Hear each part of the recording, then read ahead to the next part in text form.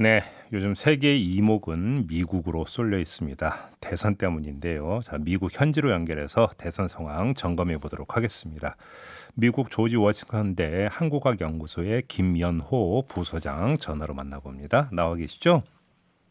예, 안녕하세요. 네, 안녕하세요. 일단 선거는 다 끝났습니까? 아직 투표가 계속 진행되고 있어요. 그래서 음, 6시에 이제 인디애나하고 켄터키가 먼저 투표 마감을 하고요. 여기 예, 동부 시간으로. 예. 그리고 이제 뭐 워싱턴, 버지니아 이쪽 동부 지역은 저녁 7시에서 8시 사이에 이제 투표 마감이 되죠. 그러니까 음, 아직은 두세 시간이 남았다고 봐야 아직 되고요. 이제 서부 두세, 지역은 시차 때문에 이제 더 기다려야 돼요. 예, 예. 근데 우리 시각으로 오전 9시쯤 한 1시간 반쯤 뒤에 언론사들 네. 출구 조사가 나올 거라고 하던데 맞습니까? 부소장님? 출구 조사는 뭐 보통 동부 시간으로 5시부터 이제 나온다고 하는데 네. 아직은 안 나오고 있어요. 그러니까는 투표 마감이 이제 돼야 음. 그다음에 주별로 이제 하나씩 나올 텐데 네. 이번에는 출구 조사 정확성이 좀 떨어질 거다 이런 얘기가 많죠. 그러게요. 뭐 이게 사전 투표를 한 사람은 1억 명 가까이 된다면서요. 예, 그러니까 뭐 당일 현장 투표한 사람들을 대상으로 한 그 여론조사, 뭐 출구 조사에는 한계가 있어서 그래서 예. 이번에는 그 현장 투표한 사람들만 하는 게 아니라 이제 전화를 걸어서 사전 투표한 아. 사람들한테도 이제 서베이를 한다는데 그럼 그만큼 이제 그 출구 조사의 정확성은 더 떨어질 수밖에 없는 거죠. 그러니까 출구 조사 결과가 개표 결과 그대로 연결이 된다고 보기도 힘들겠네요. 이렇게 되면. 근데 네, 이번에는 뭐 여러 가지 변수가 많죠. 이거 말 그대로 그러니까 개표 끝나봐야 아는 거 아닌가요? 그렇죠. 예, 경합주가 굉장히 많고요. 음. 그리고 아까 말씀하신 대로 이제 사전 투표자가 많고 특히 그 안에서 그 우편 투표자들이 절반이 넘는데 이게 네. 이제 주별로 법이 예. 달라서 어떤 예. 주는 선거 당일 전에 그 개표 작업을 하는 데도 있고 어떤 음. 주는 그 다음 날 시작하는 데도 있고 뭐 네. 지역에 따라 다릅니다. 근데 지금 미국에서 가장 먼저 투개표가 이루어지는 뉴햄프셔주 두 곳에서 트럼프가 이긴 것으로 나왔다 이런 보도도 있던데 이거 어떻게 된 이야기예요, 이 얘기는? 그러니까 그게 이제 뭐 딕스빌 노치라는 데가 이제 유명한데요. 네. 그 새벽 0시에 투표소를 열거든요. 예. 그리고 그러니까 이제 미국에서 제일 먼저 투표를 하게 되고 음. 그리고 유권자도 얼마 안 돼 갖고 개표 결과도 뭐 금방 나오는데 아, 예. 그렇지만 뭐 크게 의미는 둘 필요 없을 것 같아요. 뭐 딕스빌 노치 같은 경우에는 5명이 이번에 투표를 했거든요. 예. 아, 잠깐만요. 그러니까는 유권자가 예, 다섯 명이라고요? 재미로는 볼 수 있는데 예, 작은 마을이에요 여기는. 아, 그래. 예, 아, 5명이 투표했다고요? 예. 개표하는데 1분이나 그러니까 걸렸네요. 예, 뭐 금방 나오죠. 그렇지만 그 결과를 뭐 얼마만큼 근데 어, 이곳 개표 중요하게 얘기했는지. 결과가 최종 결과하고 일치하는 비율이 상당히 높았다면서요, 근데. 근데 2016년 같은 경우에는 또 틀렸대요. 그 힐러리 클린턴이 거기서 표를 받았는데 정작 뉴햄피셔 선거인단은 이제 트럼프한테 갔고 그래서 예. 예, 이건 뭐 그냥 재미로 그냥 그냥 말 보는 그대로 정도면 그냥 그 괜찮을 것 같습니다. 재미로만 알고 예, 넘어가면 될 그런 문제가 예, 되겠네요. 예. 아무튼 지금 그 많이 나오고 있는 보도를 종합을 하면 여러 가지 변수가 있더라도 바이든이 이기는 거 아니냐, 뭐 대체적인 전망이 이런 것 같은데 부소장님도 동의하세요?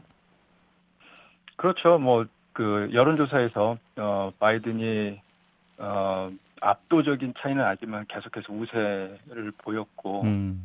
그리고 지금 판세를 보면은 트럼프 대통령이 경합주 남부 그 선벨트라고 부르는데 남부에서 그 경합주들을 모두 이기고 네. 난 다음에도 펜실베니아 이 저 중서부 예. 그 블루월이라고 그러는데 음. 그 민주당 탑밭이었는데 지난번에 이제 이기지 않았습니까 예. 트럼프가 그렇죠. 거기서 펜실베니아를 가져와야 이길 수 있는 예. 상황이라 굉장히 트럼프 대통령 입장에서는 좀 불리한 상황이죠.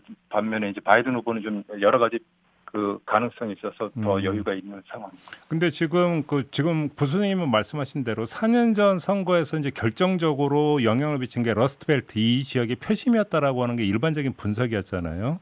근데 네. 요번 같은 경우는 러스트벨트의 표심이 트럼프에게 등을 돌리고 있다라고 하는 분석이 많던데 만약에 이 분석대로 개표 결과가 나온다면 그 이유를 어떻게 읽어야 되는 걸까요? 맡겨봤더니 영 아니더라 이런 판단이라고 읽어야 되는 건가요? 그러니까 백인 노동자들은 여전히 트럼프를 굉장히 그 강력하게 지지하고 있어요. 네. 예, 그래서 그쪽 그 지지층은 아직까지는 탄탄해 보이는데, 근데 예. 이제 4년 전하고 다른 거는 음.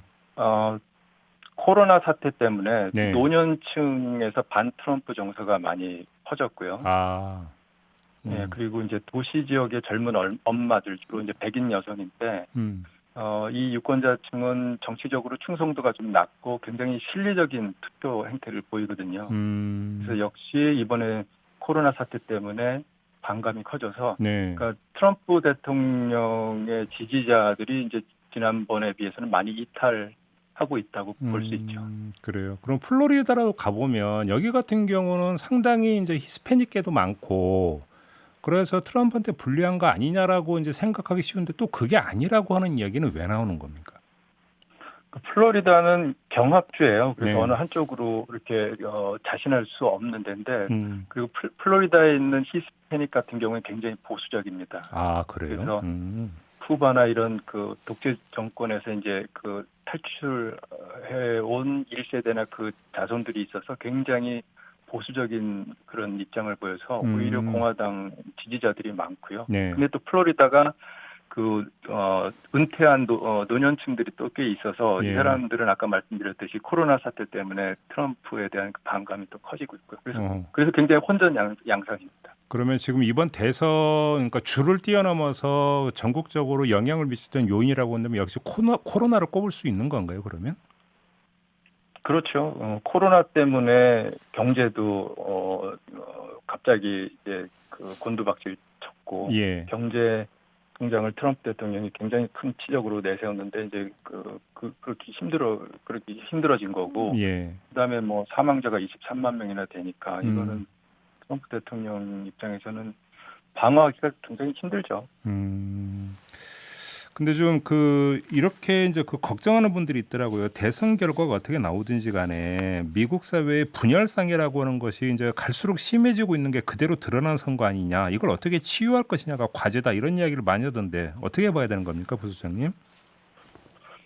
그러니까 코로나 때문에 굉장히 그 갈등이 깊어졌죠. 그러니까 뭐 하다못해 마스크를 써야 되냐 안 써야 되냐 이거 갖고도 미국 사람들이 여전히 그 입장을 달리하고 굉장히 신경전을 벌이고 있고, 그다음에 조지 플로이드 사망 사건이 또 굉장히 컸는데요. 이 두 가지 대형 사건들이 하필이면은 대통령 선거가 있는 해에 또 터져서 그만큼 더 갈등의 그 골을 더 키운 것 같고, 그다음 마지막으로는 사실 이런 상황이 있을 때 그 정치 지도자들이 국민 화합과 단합을 이제 유도해야 되는데 그 역할을 찾아보기가 굉장히 힘들다, 이런 비판이 있죠.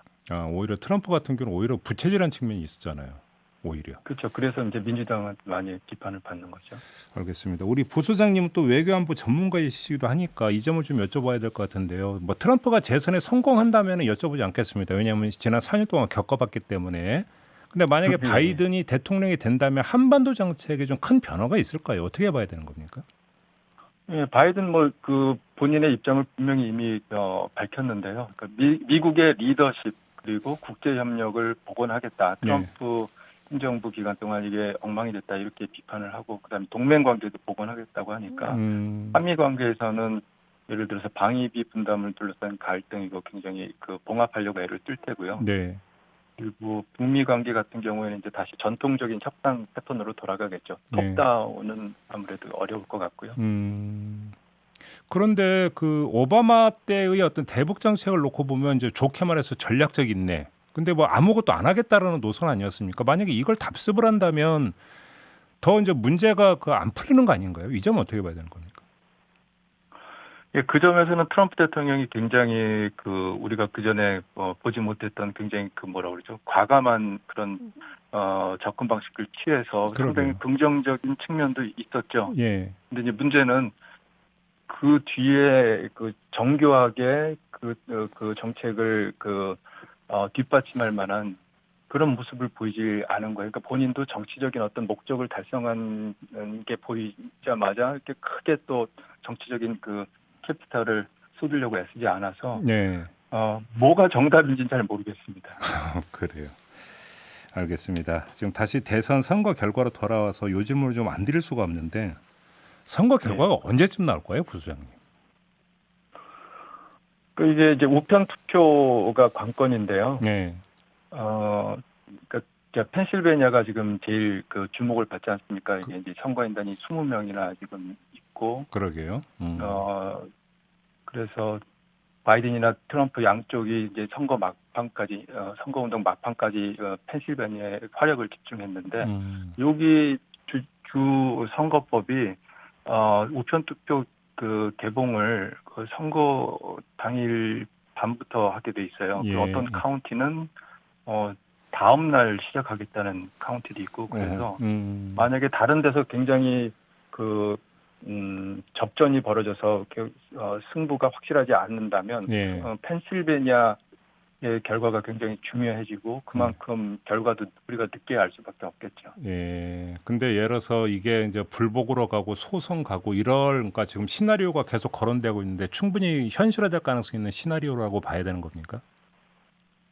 그거는 트럼프 대통령이 공언을 했으니까요. 변호사들 많이 사서 지금 다 대기 중이고 그리고 본인은 우편 투표 이 카운팅을 며칠 동안 늘려서 한다는 거는 그거는 말이 안 된다고 생각한다 이렇게 얘기를 했기 때문에 네. 혹시라도 법적으로 크게 문제가 될 만한 사건이 벌어진다면 소송이 좀 길게 갈 수 있는데 이제 이거는 그런 상황이 벌어질지 안 벌어질지는 두고 봐야 되겠죠. 근데 오늘 아침에 보니까 트위터하고 페이스북은 우리 이 경로를 통해서 대선 승리하는 건 용납 못한다라고 밝혔다는데 혹시 폭스뉴스하고 트럼프가 인터뷰한다는 소식은 없나요? 혹시?